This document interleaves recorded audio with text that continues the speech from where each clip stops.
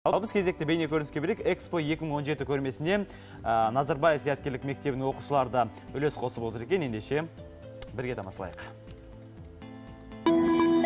Экспо 2017 көрмесі қарсаңында Астанада көптеген ғимараттар бой көтереді. Бүгінде көрмеге қызу дайындық жүргізілуде. Назарбаев зияткерлік мектебінің 7-ші сынып оқушылары болашақ ғимараттарын жасап көрмеге ұсынды. Жасөспірімдердің ұшқыр қиялдарынан туған түрлі ғимараттар әсемдігімен көз тартады. Алдымызда келе жатқан Экспо 17 көрмесіне біздің де мектептің балалары өздерінің кішкене үлестерін қосып жатыр. Осы ғимараттар макеттерін жасағанда балалар көп ізденіс жасады.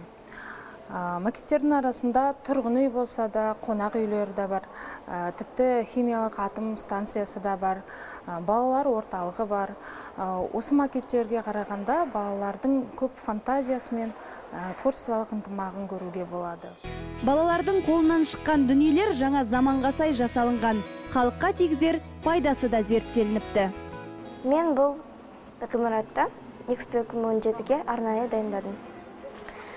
Мен осындай ғимарат болатынына сенемін. Мына жерде бұл бүкіл макет жасыл әлем деп аталады. Ол ресторан болады. Ол жай ғана ресторан емес, биоресторан болады. Ол жерде осы жүзімдегі шие күннен энергия алады. Ал мынау ғимараттың үстіндегі сары сызықтар, олар сол күн түскен кезде оны шеге жібереді сол энергияны. Оқушылардың апталап жасаған жұмыстарын ұстаздары жақсы бағалаған. Жас сәулетшілер макеттерін тіптен жарыса таныстырды. Бұл менің макетім. Бұл макет химиялық молекула түрінде жасалған макет. Яғни әрбір оның домалағы ол молекула, осындай таяқшасы ол оның валенттілігі болып саналады. Бұл ғимараттың ішінде адамдар химиялық саласын зерттейді. Яғни зерттеу жұмыстары өткізіліп, жаңа ашуларды табады. Бұл квиллинг техникасымен жасалған шығармашылық жоба. Квиллинг деген техникасы ұсақ түйек түрлі түсті қағаздан жасалған көркем өнер құрылысы. Бұл құрылысының ортасында біздің астанамыздың негізгі символы бәйтерек.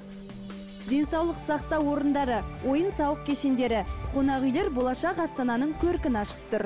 Бұл Кәусар бұлақ қонақ.